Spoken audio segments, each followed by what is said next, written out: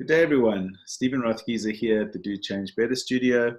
We thought to change things up a little bit today, and so I've invited one of our senior colleagues from CCG to join me in the studio, Tracey Gould. Tracey, thanks so much for being here today. Pleasure. Two reasons for doing this. The one is we wanted to introduce you to members of our team, but specifically because Tracey is a deep specialist in organizational development, HR consulting. She's a key member of our team here in South Africa. And we thought that the question and answer sort of format that we've set up for today would be more interesting for you as the viewer.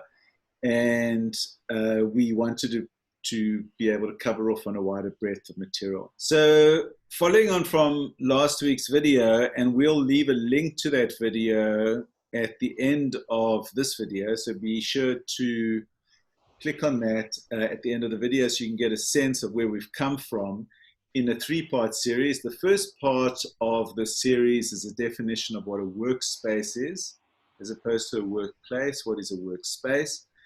And we today and in our next video want to explore what a safe and conscious workspace looks like.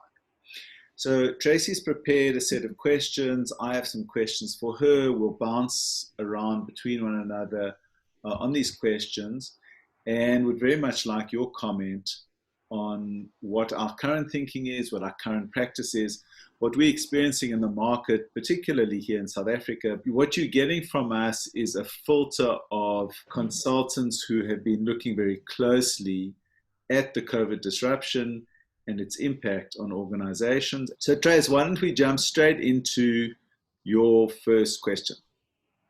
Great. So Stephen, last time you spoke about distributed work, and as you've mentioned around, safe and conscious workplace, how would you define safety in this context? Okay, it's a great question. So there are two levels of safety that we now need to speak to. Previously, we spoke only to psychological safety in relation to feeling safe, secure, accepted within the workspace. With COVID, unfortunately, we have to have reference to the health ramifications of COVID.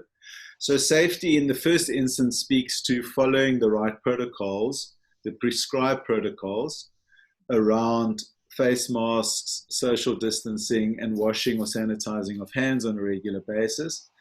That is a hygiene factor as far as we're concerned.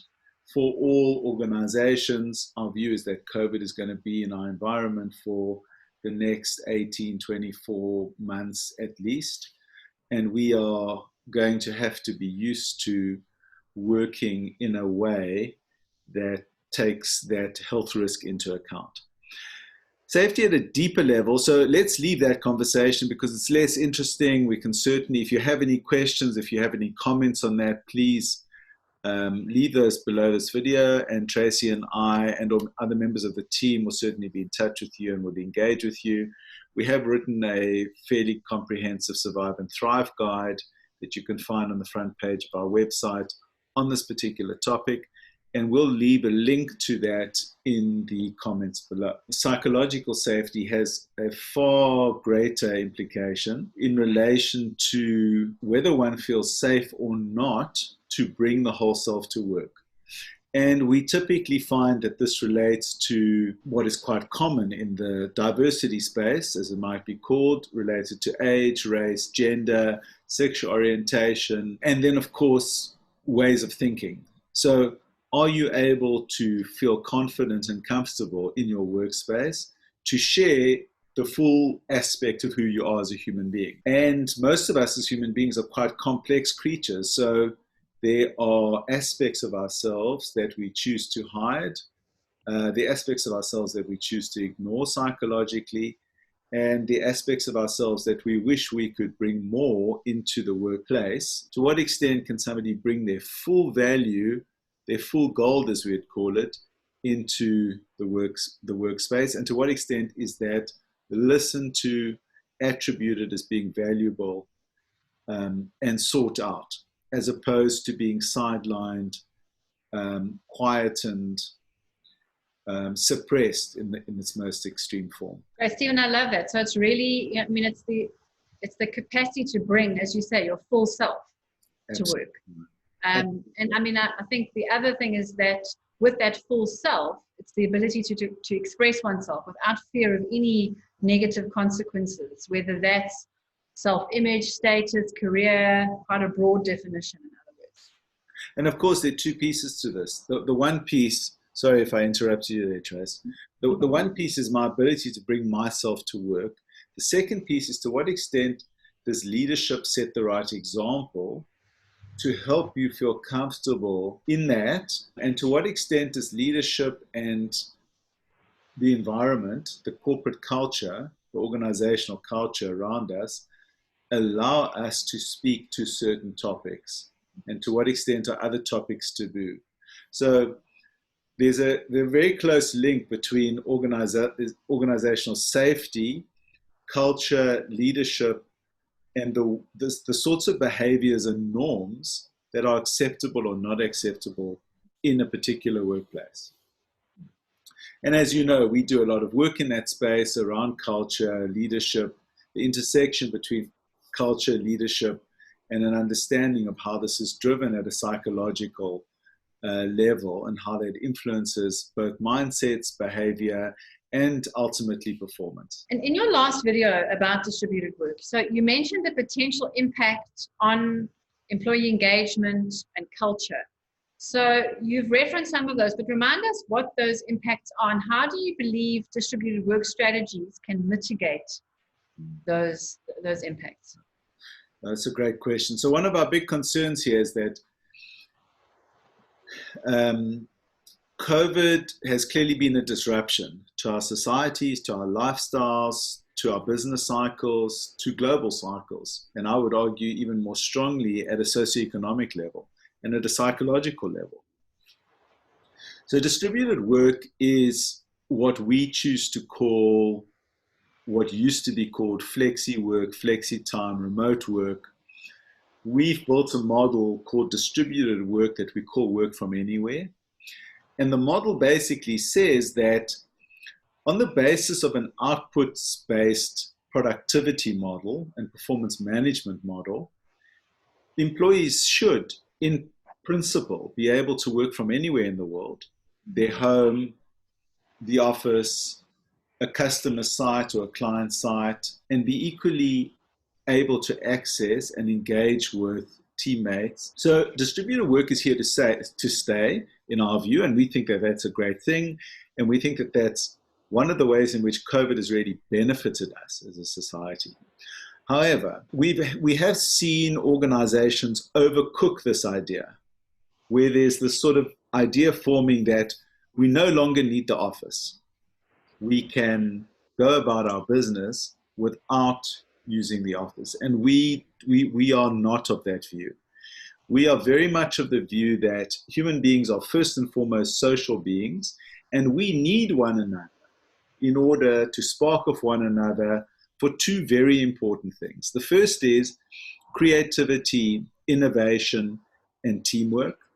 So for human beings to truly be at their creative and artistic best in the workplace, regardless of what industry they're in, they need one another when engaged in creative and innovative tasks, thinking of new ideas, bouncing off one another, as we do regularly, forced now to do so on Zoom, but increasingly in person. That's the first piece. The second piece, which is underestimated, is the extent to which human identity is intrinsically tied up with our workplace identity. So as human beings, we get a whole lot of value from being in the workplace, from building relationships in the workplace. And that identity, our professional identity, gives us a tremendous amount of self-esteem, a sense of who we are, a sense of achievement, a sense of productivity, a sense of doing good in the world, a sense of contributing to the world, a sense of being able to be self-sufficient through the income that we earn. And it's for that reason that there's a direct correlation between time spent together with colleagues and levels of employee engagement, the extent to which an employee feels connected to the brand that they work for, as well as culture, organizational culture. Because employee engagement and corporate culture, organizational culture, are concepts that are very closely linked together. There's no doubt that employees who are increasingly feeling distanced from their place of work, and that is having an impact on team cohesion, ability to innovate. Levels of anxiety and depression are really pushing limits that we haven't seen as the norm. And that's been particularly prevalent in the last 2 months. And it's increasingly a concern for employers that some employees are not willing to come to work because they don't feel safe in the workspace. And that speaks to your first question. But increasingly, teams are not able to function at a high level because they feel alienated from one another.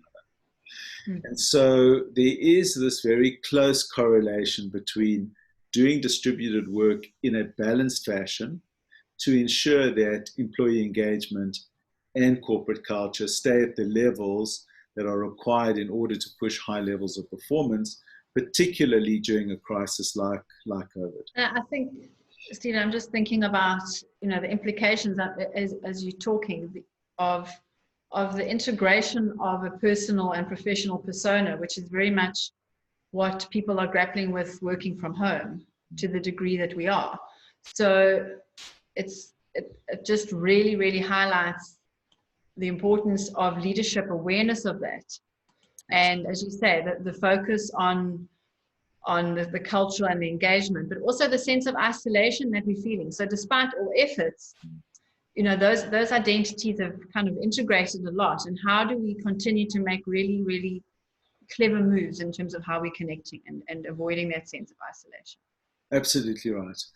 And I think what you're speaking to there is the psychological implication of lockdown. I've been particularly critical of a suppression strategy towards managing COVID-19. That's the lockdown strategy, as opposed to a mitigation strategy, which is wearing of masks, washing hands, and social distancing.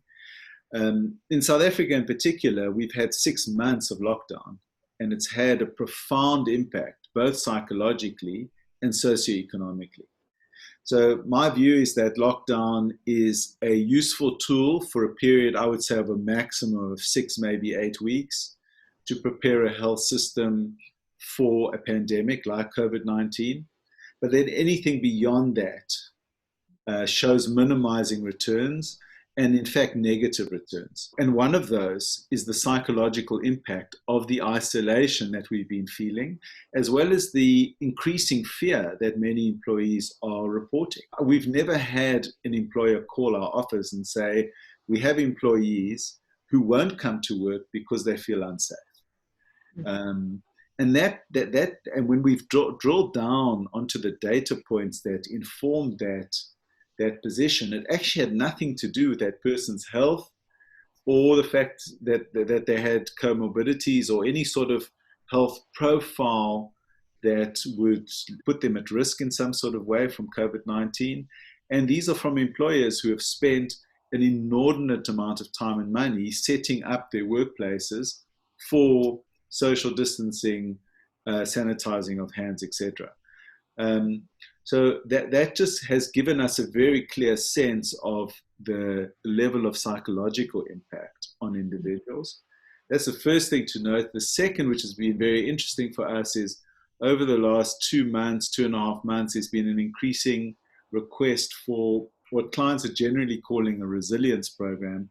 How do we run programs for our employees to give them skill sets to manage their cognitive, their mental, and their psychological, their emotional spaces so that they can come back to work and remain productive. We'd be very interested to hear from viewers in the comments below what your feeling is on this, what such a program, whether you think such a program would be beneficial for your work environment, what you would call it. Is resilience the right word? That's the word we're using currently.